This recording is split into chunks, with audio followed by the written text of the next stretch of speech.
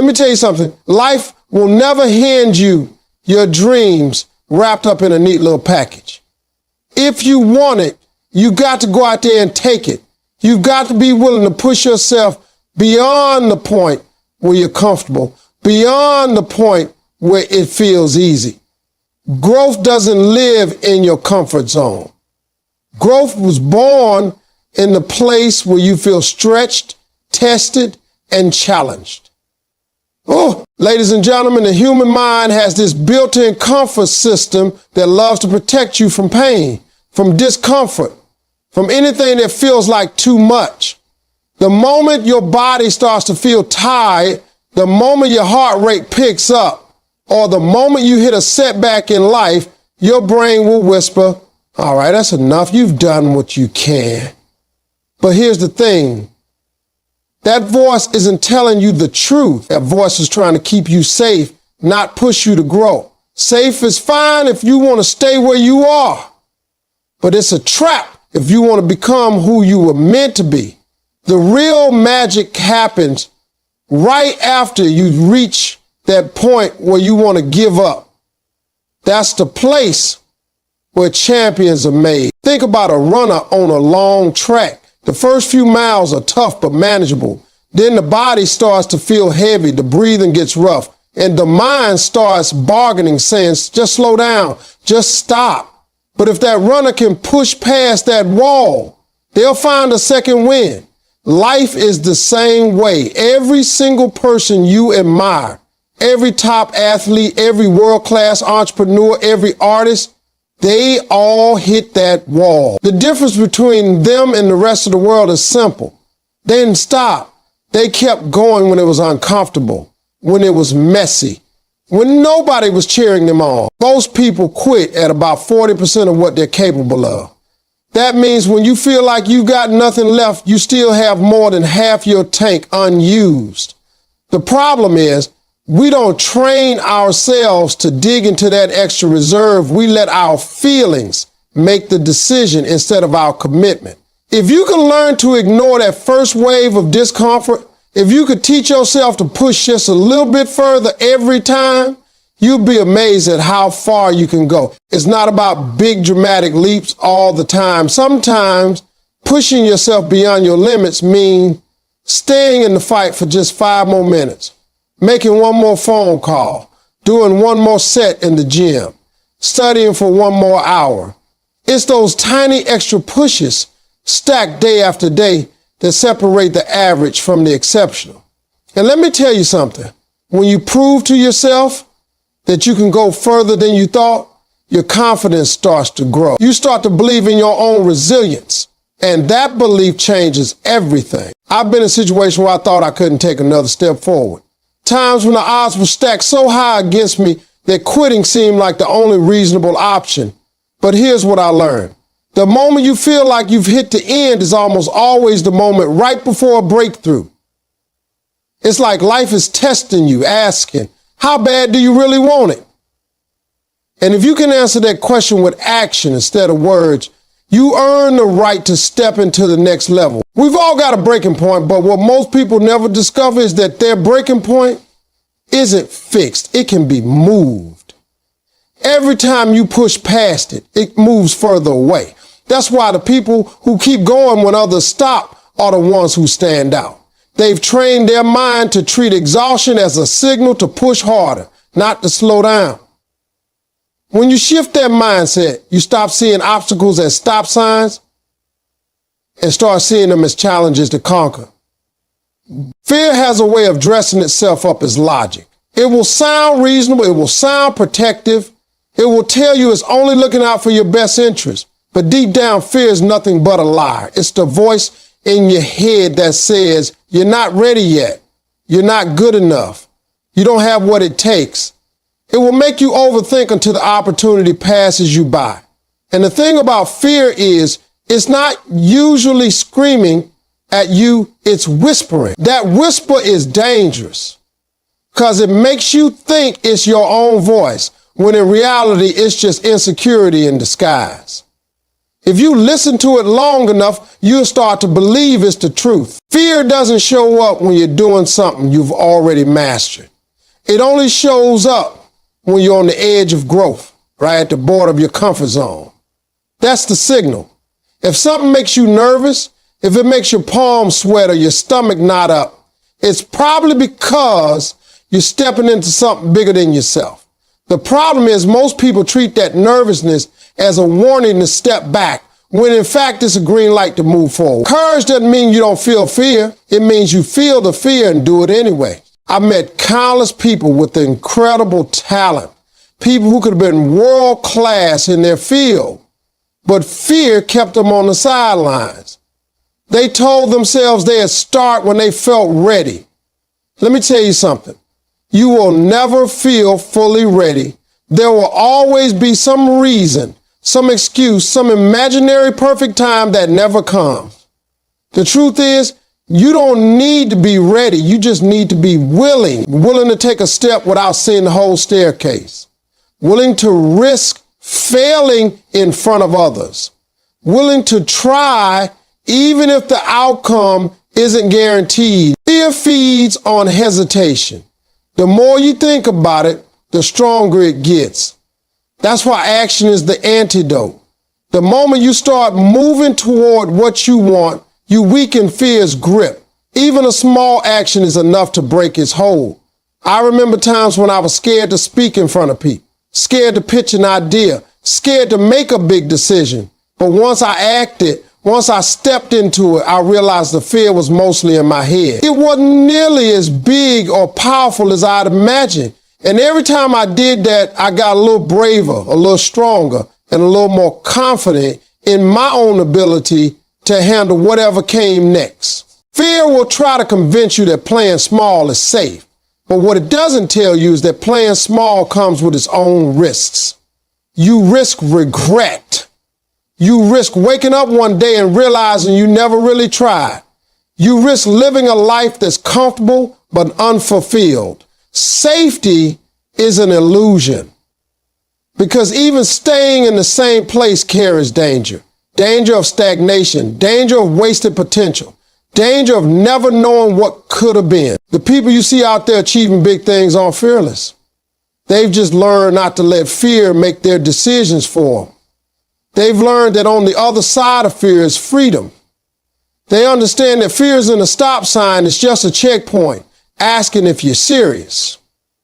And the only way to pass through that checkpoint is to step forward, even if your legs are shaking, even if your voice trembles, even if your hands are sweating. Every time you do, you prove to yourself that fear was lying all along. Talent is a beautiful thing, but let me tell you, talent alone will not take you where you want to go. I've met people with so much natural ability that they can walk into a room and instantly outshine everyone, but a year later they were still in the same place because they didn't have discipline. Discipline will beat talent every single time, because discipline shows up when talent decides to take a break. Discipline doesn't need to feel inspired. It doesn't need to feel excited. It just needs to show up and do the work. That's the difference maker. Talent will give you a head start, but discipline will take you to the finish line. The problem is discipline doesn't always feel good. It's waking up early when your bed is warm and comfortable. It's staying focused on your work when your friends are out having fun.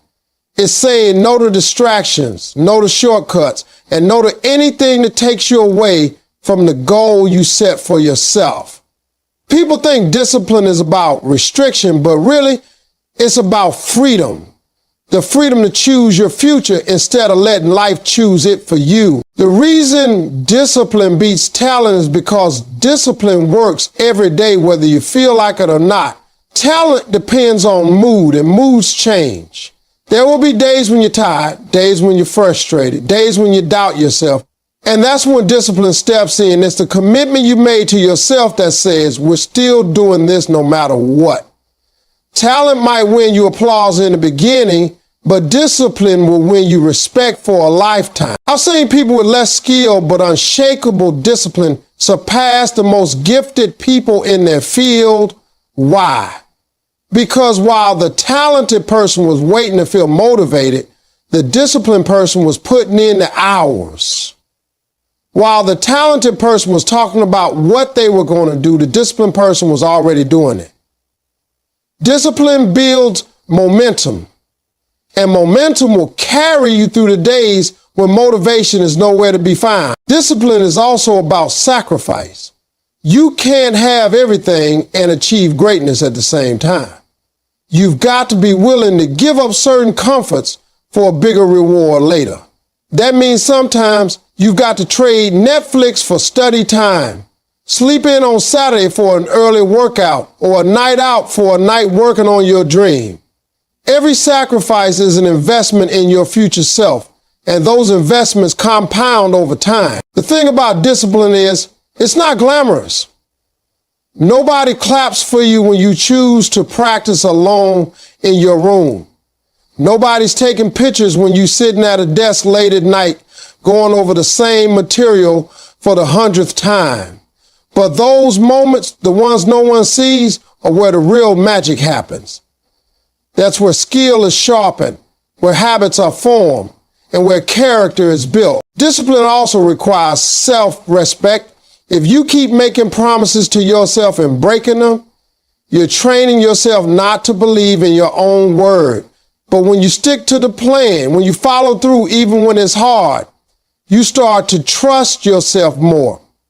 That trust builds confidence, and that confidence pushes you to set bigger goals. Talent might make people believe in you, but discipline will make you believe in yourself. One of the fastest ways to rob yourself of peace is to start measuring your life against someone else's. The moment you start looking at what they have, what they're doing, or how far ahead they seem, you stop appreciating your own progress. Social media makes this even worse because it's a constant highlight reel of everybody's best moments. You're comparing their edited, polished version of life to your behind-the-scenes reality. And that's never a fair comparison. What you don't see are the sleepless nights, the failures, the doubts, the sacrifices, and the hard work that got them there. Every success story has chapters that never get posted. The truth is, everybody's timeline is different. Some people find success early, some find it later, and some discover a whole new path in the middle of their journey. Just because someone got there before you doesn't mean you're behind. It just means your path is unique. The problem with comparing is that it shifts your focus away from what you can control and puts it on something you can't. You can't control someone else's blessings, opportunities, or timing. You can only control your own effort, your own mindset, and your own daily actions. I've met people who were so caught up in what others were doing that they completely lost sight of their own goals. They started changing their plans not because it was the right move, but because they felt pressure to keep up. But here's the thing. When you try to live someone else's story, you water down your own. You start making decisions that don't fit you. And before you know it, you're chasing a life you don't even want. Your only real competition is the person you were yesterday. If you focus on improving just 1% every day, in a year, you'll be unrecognizable. And that's without ever worrying about what someone else is doing. It's easy to get caught up in comparison because it feels like motivation. But in reality, it often turns into resentment or self-doubt. Instead of asking, why don't I have what they have, start asking, what can I learn from them?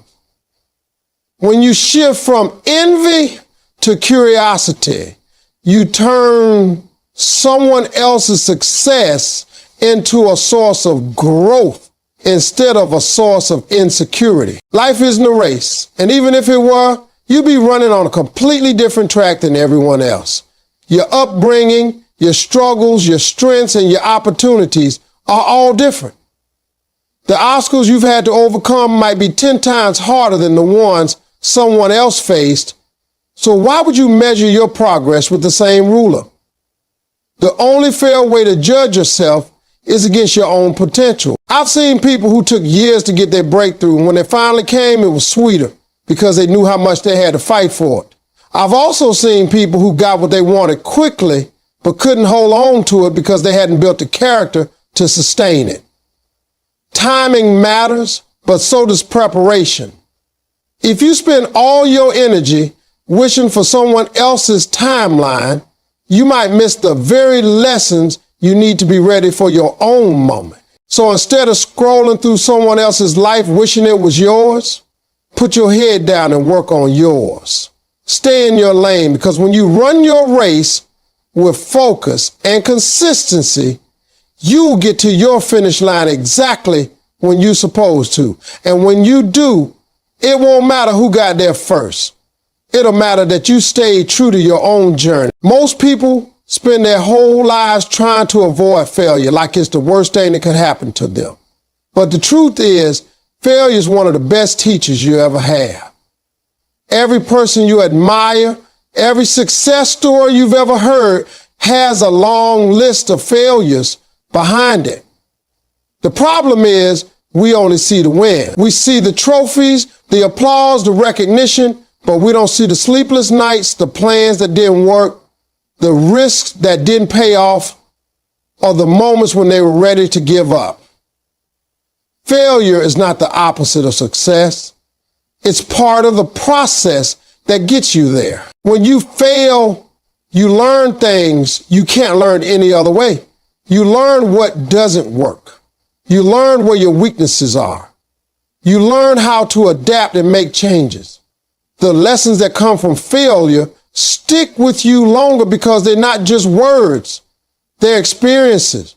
You felt the sting, you felt the disappointment, and because of that, you're far less likely to make the same mistake again. Success can make you feel good, but failure can make you better. I've had doors slammed in my face, ideas rejected, and plans that I thought were perfect fall apart right in front of me. In the moment, it felt like the end, but looking back, I see those moments as turning points. Every time I failed, I was forced to grow. I was forced to think differently, to work harder, to get more creative. Without those failures, I wouldn't have developed the resilience I have today. The people who make it to the top aren't the ones who never failed. They're the ones who refuse to quit after they did. Failure also humbles you. It reminds you that you don't know everything, that you still have more to learn, and that you can't take shortcuts if you want lasting results. It strips away your ego and forces you to focus on what really matters. That humility keeps you hungry. It keeps you in student mode, always willing to grow and improve. The problem is, too many people see failure as a permanent label instead of a temporary event. They fail once and decide they're not cut out for it. They think one setback defines their whole potential, when in reality, failure is just feedback. It's information telling you to adjust your approach. The people who keep going are the ones who see failure as a stepping stone, not a stop sign. When you start embracing failure instead of avoiding it, you stop playing it safe. You start taking bigger swings. You start putting yourself in situations where the outcome isn't guaranteed, but the growth is. And yes, sometimes those swings will miss, but every miss gets you closer to the hit you've been aiming for. Some of the best ideas, biggest breakthroughs, and greatest achievements came from people who failed over and over before they finally figured it out. You can't tiptoe your way to greatness. Playing it safe might protect you from falling, but it will also keep you from flying. Every failure is proof that you tried, that you stepped out of your comfort zone, that you were brave enough to take a shot. And the more shots you take, the better your aim gets. So instead of letting failure break you, let it build you.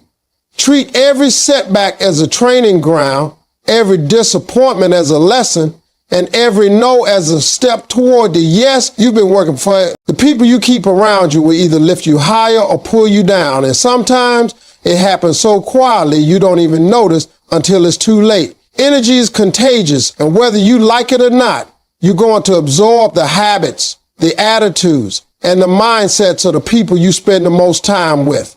If you're surrounded by complainers, you're going to start complaining. If you're surrounded by people who make excuses, you're going to start making them too. But if you're surrounded by driven, disciplined, and positive people, you're going to start picking up their ways without even trying. That's why you've got to be intentional about who you let into your circle. Too many people waste years holding on to relationships that no longer serve them. Maybe they've known someone since childhood, or they feel guilty about creating distance. But the truth is, not everyone is meant to walk with you through every chapter of your life. Some people were only meant to be part of the beginning, not the journey all the way to the end. And that's okay. Growth often means outgrowing certain connections. You don't have to hate them. You just have to accept that their path and your path are no longer the same. And you don't remember when people equate jobs with respectability. When you surround yourself with people who make you better, you're surrounding yourself with accountability. These are the people who won't let you settle, who will challenge you when you slacken, who will push you to reach higher when you're tempted to aim low. They'll celebrate your wins, but they'll also call you out when you're making excuses. That kind of honesty isn't always comfortable, but it's necessary if you want to reach your full potential. The right people will inspire you simply by the way they live. You will watch how they handle challenges, how they keep going when it's hard, how they turn obstacles into opportunities, and you will find yourself wanting to rise to their level. Being in an environment like that keeps you sharp because you don't want to be the one who's not pulling their weight. You naturally start stepping up your game. It's also important to realize that surrounding yourself with people who make you better doesn't just mean people who are further along than you. Sometimes it's about people who see the world differently, who can offer perspectives you would never think of on your own. Diversity in your circle creates growth because it challenges your thinking and opens you up to new possibilities. If everyone around you thinks exactly like you, you're not growing. You're just reinforcing what you already know. But you've got to be careful because not everyone who smiles in your face is rooted for you. Some people secretly hope you'll fail because your success makes them uncomfortable. Pay attention to how people react to your wins. Real friends will be happy for you even if they're not winning themselves. They'll clap for you when you're not in the room. If someone can't handle your growth, that's not your problem to fix. That's your cue to create distance. Building a strong circle isn't about having a big group. It's about having the right group. Even a small handful of the right people can change your life. And when you've got those people in your corner, make sure you also adding value to them. It's not just about taking their energy and motivation. It's about giving it back. Be the person who pushes them, encourages them, and challenges them to be better too. Iron sharpens iron, and when everyone in the circle is sharpening each other, everybody wins.